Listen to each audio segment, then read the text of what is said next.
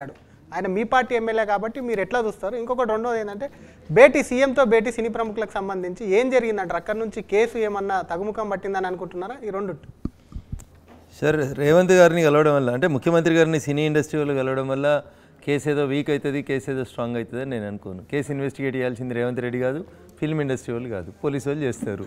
సాక్ష్యాలు ఆధారాలు ఉంటే వాళ్ళు ఛార్జ్షీట్ ఫైల్ చేస్తారు, ఖచ్చితంగా ఫైల్ చేస్తారు. ఇలా కాకపోతే నెలకు ఫైల్ చేస్తారు, ఛార్జ్షీట్ ఫైల్ చేయాల్సిందే. సో దానికి సంబంధించి కాదు, కానీ గద్దర్ గారి పేరిట నెలకొల్పినటువంటి అవార్డుల ప్రకటనకు సంబంధించి రాష్ట్ర ప్రభుత్వం ఏదో కొంత కన్ఫ్యూజ్ అయినట్టుంది. సినీ ఇండస్ట్రీ తోటి ఈ రిఫ్ట్ కొనసాగితే రేపు మళ్ళీ మనం అవార్డులు ప్రకటించిన తర్వాత ఏమన్నా అది నెగటివ్ సిగ్నల్ పోతుంది ఏమన్నా భయంకి ఉభయతారకంగా ఇద్దరు కూర్చొని మాట్లాడుకున్నట్టు నాకు అర్థమైంది. ఇంకొకటి విష్ణుకుమార్ రాజుకు సంబంధించి మీరు స్పందించలేదు. విష్ణుకుమార్ రాజు గారు ఏమన్నారు? ఆయన అన్నది రేవంత్ చేసింది సమర్థిస్తున్నాం, రేవంత్కు సంబంధించి అక్కడ తీసుకున్న చర్యలు సరైనవి అల్లర్జున్ విషయంలో అనేటట్టు మాట్లాడండి. మీ ఎమ్మెల్యే, మీ బీజేపీ ఎమ్మెల్యే దూరంకి వెళ్ళి చూసారు కదా, వైజాగ్ నుంచి చూసుంటారు విష్ణుకుమార్ రాజు గారు. హైదరాబాద్కి వచ్చి అంటే ఆయన కైన్ను మిడిల్లో చూసినట్టారా, అటుపక్క ఇటుపక్క కాకుండా? అదే దూరం నుంచి చూసారు కాబట్టి వారికి సబ్జెక్ట్ పూర్తిగా తెలియక ఏమన్నా అన్నారేమో నేను వినలేదు. వారు ఏమన్నారో నేను వినలేదు. వారు సీనియర్ ఎమ్మెల్యే, వారు అట్లా మాట్లాడతారని కూడా నేను అనుకోను. బట్ వాట్ ఈ side is I don't know. But చెప్పినా కానీ వారి అభిప్రాయం వారు చెప్పి ఉంటారు. What is wrong? ఒకరికి మంచి కనబడేది ఇంకొకరికి మంచి కనబడకపోవచ్చు కదా. అందరికీ మంచిగానే కనబడాలంటే నేను అదే చెప్పినాను. నువ్వు చూసే వ్యక్తి బట్టి, చూసే కళ్ళని బట్టి ఉంటుంది. అట్లా చూసిన సందర్భాన్ని బట్టి. గద్దర్ అవార్డ్స్ అన్నారు కాబట్టి గద్దర్ అవార్డ్స్ ఫిలిం ఇండస్ట్రీ వాటిని వ్యతిరేకించింది, గద్దర్ పేరును అనేది ఒక చర్చ ఉంది. దానికోసమే మరి భయపెట్టి ఇక్కడ వీళ్ళను కూర్చోబెట్టుకోవాలని అనుకుంటున్నారా మీరు? సో నాకు కొన్ని విషయాల్ని తెర మీద మాట్లాడలేము. కొన్ని విషయాలకి మధ్యలో చాలా రకరకాలైనటువంటి చర్చలు, ఒపీనియన్స్, షేరింగ్ ఆఫ్ డయాస్ అనేటివి జరుగుతాయి అన్న. అందులో ఏం జరిగిందో నేను ప్రత్యక్ష సాక్షిని కాదు, పరోక్ష సాక్షిని కూడా కాదు. బయట పేపర్లలో వచ్చింది విన్నది మాత్రమే చెప్పిన నేను. గద్దర్ అవార్డుల పేరిట ఏదో కొంచెం గందరగోళం నిలబడుకున్నదని, దాని విషయంలో రాష్ట్ర ప్రభుత్వం కూడా సినీ పరిశ్రమ పెద్దలతో చర్చించాలనుకున్నదని కొంతమంది మీడియా మిత్రులు మాట్లాడినటువంటి అంశం. సో ఉభయతారకంగా ఘర్షణ వాతావరణం నెలకొడకుండా ఏదైనా మాట్లాడుకుంటే అక్రాస్ ద టేబుల్ దేని మీద డిస్కస్ చేసినా I don't have any problem. ఎందుకంటే ఈ దేశంలో నక్సలైట్లతోటే చర్చలు అక్రాస్ ద టేబుల్ కూర్చొని ప్రభుత్వాలు నడుపుతున్నాయి, చర్చలు చేస్తూ ఉన్నాయి. ఏ సమస్యనైనా పరిష్కరించుకోవాల్సింది డిబేట్స్, డిస్కషన్స్ ద్వారా అని అనుకున్నప్పుడు అది సినీ పరిశ్రమతో చర్చలు జరిపితే తప్పేముంది, ఇంకెవరితో చర్చలు జరుపుతారు? అంటే సినీ ప్రముఖులు తగ్గి వెళ్ళారు అని అనిపిస్తోందా, రేవంత్ రెడ్డి రప్పించుకున్నారని అనిపిస్తుంది అన్న? దీంట్లో తగ్గడం ఎక్కడం అనేటువంటి ఇట్లాంటి మాటలు గౌరవప్రదంగా ఉండే ఎవరికి కూడా. ఉభయతారకమైన పదం నేను అందుకనే చెప్పిన నేను. ఇద్దరికి అవసరం ఉన్నది కాబట్టి ఇద్దరు కలిసి మాట్లాడుకున్నారు. కొట్లాడుకోకుండా మాట్లాడుకోవడానికి మాట్లాడుకున్నారు.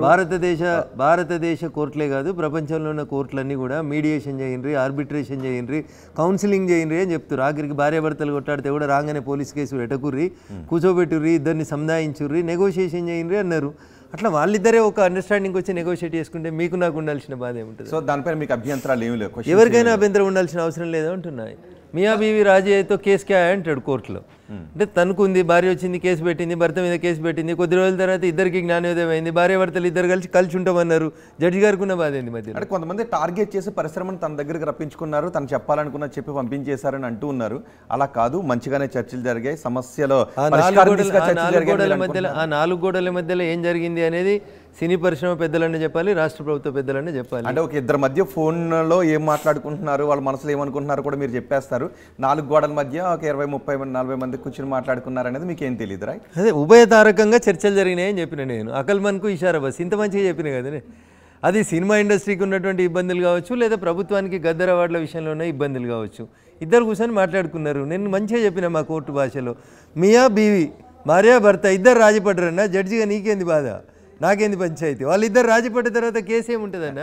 రాజీ పడ్డారనిపిస్తుందా? అనిపిస్తుంది. అంటే ఇంకా అల్లర్జున్ కేసు ఏమీ లేదు, కేసే ఉంటుంది. కేసుకి రాజీకి ఏం సంబంధం? గద్దర్ అవార్డులకి, భవిష్యత్తులో బెనిఫిట్ షోలకి ప్రభుత్వానికి కావాల్సిన సహకారం ప్రభుత్వం అడిగింది, సినిమా పెద్దలకు కావాల్సిన అవసరాలు సినిమా పెద్దలు ఉంచుకుంటారు. రఘునందన్ రావు గారు, ఒక విషయాన్ని మీరు అడ్వకేట్గా చెప్తారు, రాజకీయ నాయకుడిగా చెప్తారు, తెలంగాణలో ప్రతిపక్ష పార్టీగా చెప్తారు. అల్లు అర్జున్ మీద కక్ష కట్టింది ప్రభుత్వం అని మీరు చెప్తూ ఉన్నారు. సో తర్వాత జరిగిన సంఘటనల పట్ల ప్రజల అభిప్రాయాన్ని నేను మీ ముందు రిప్రజెంట్ చేసినాను.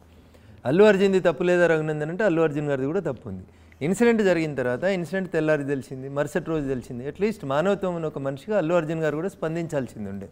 ఒక అమ్మాయి చనిపోయింది, తన అభిమాని, ఆ చిన్నపిల్లలు నా కాలనీలందరూ పుష్ప అని పిలుస్తారు, ఇట్లా మీడియాలో చాలా వార్తలు వచ్చినప్పుడు మానవత్వం కలిగిన ఒక మనిషిగా లేదా ఒక నటునిగా అల్లు అర్జున్ గారు వెంటనే అమ్మాయి చనిపోయిందనే విషయం తెలిసిన వెంటనే తను వెళ్తే ఇబ్బంది అవుతుంది అనుకుంటే వారి ఫాదర్ ఉన్నారు, నిర్మాతగా చేస్తారు అల్లు అరవింద్ గారు, వారిని కానీ లేదా ఈ సినీ నిర్మాతల్ని కానీ లేదా ఏదైతే మధ్యవర్తిత్వం చేసిన దిల్ రాజు గారు లాంటి పెద్దలు కానీ ఎవరో ఒకరిని అక్కడికి పంపించి ఎంతో కొంత సహాయం, బయట పెద్ద పబ్లిసిటీ చేయకుండా కూడా ఆ కుటుంబానికి సాయం చేసి శ్రీతేజ హాస్పిటల్ ఖర్చులన్నీ మేము భరిస్తాం, మీరు గాబార పడకండి అని కొంచెం వాళ్ళకి స్వాంతన చేకూర్చాల్సిన బాధ్యతని అల్లు అర్జున్ గారు విస్మరించారు. To that extent there is mistake on the part of Allu Arjun also. Okay, అంటే పవన్ కళ్యాణ్ అదే మాట అన్నారు, గొడ్డుతో పోయేదని గొడ్డల వరకు తెచ్చుకున్నారు అనేది. సో అది కరెక్ట్ అండి. సో అంటే స్పందించలేకపోవడం అనేది తప్పు. అల్లు అర్జున్ గారి వైపున జరిగిన తప్పు ఏంటంటే అమ్మాయి చనిపోయింది అని తెలిసిన తర్వాత అట్లీస్ట్ ఇప్పుడు ముఖ్యమంత్రి గారు మాట్లాడిరు అసెంబ్లీలో అంటే మీరు ప్రెస్ మీట్ పెట్టి మాట్లాడినారు కదా, అట్లా అమ్మాయి చనిపోయిందనే విషయం ఆ రోజు కాకపోతే తెల్లారైతే మీ దృష్టికి వచ్చింది కదా, వచ్చినప్పుడు why can't you respond?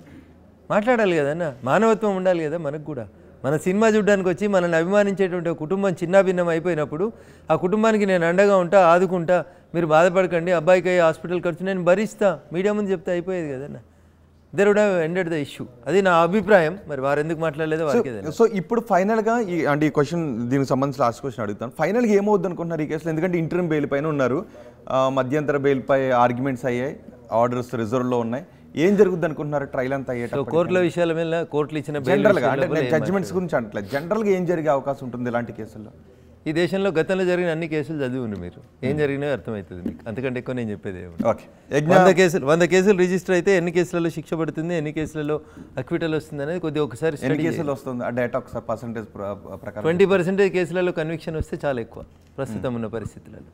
Raghunandan Rao గారు, ప్రమోషన్స్లో భాగంగా అల్లు అర్జున్ తెలంగాణ ముఖ్యమంత్రి పేరు మర్చిపోతాడు. ఎవరు తెలంగాణ ముఖ్యమంత్రి అని చెప్పి ఆ పేరు మర్చిపోవడం వల్లే రేవంత్ రెడ్డి గ్రిడ్జి పెట్టుకున్నాడు అనేటువంటి చర్చ నడుస్తుంది. నమ్ముతారా మీరు? మీరు బీఆర్ఎస్ తరఫున వకాలతో వచ్చుకోదురా? కేటీఆర్ అడిగిన ప్రశ్న మీరు నన్ను అడుగుతురా? ఇప్పుడు డయాస్ మీద కేటీఆర్ గారు మాట్లాడేటప్పుడైనా, రఘునందన్ రావు మాట్లాడేటప్పుడైనా, చంద్రశేఖరరావు గారు మాట్లాడేటప్పుడైనా, రేవంత్ రెడ్డి మాట్లాడేటప్పుడైనా కొన్ని పేర్లు పొరపాటున మిస్ అయిపోతాయి. దాంట్లో ఏముంటుందన్న? అందరి పేర్లు ఏమన్నా పేరు రాసుకొని వచ్చి లిస్ట్ రాసుకొని ఆ చివరి కుర్చీ కాడ నుంచి మొదలుకుంటే ఈ చివరి కుర్చీ దాకా అందరి పేర్లు చదువుతామా అన్న? అక్కడ కనబడుతున్నప్పుడు చదువుకుంటూ పోతుంటాం, 1-2 పేర్లు పొరపాటున మిస్ అయి ఉంటాయి. ఆయన ఏం పొలిటికల్ లీడర్ కాదు కదా, అల్లు అర్జున్ ఏం పొలిటికల్ లీడర్ కాదు కదా, మర్చిపోతే మర్చిపోయి ఉంటాడు. దాన్ని పెద్ద మనసులో పెట్టుకుని ఏదో ముఖ్యమంత్రి సీరియస్గా తీసుకుండని కేటీఆర్ ఏదో మాట్లాడితే నువ్వు కూడా కదా అని పట్టుకుంటే ఎట్లా అన్న?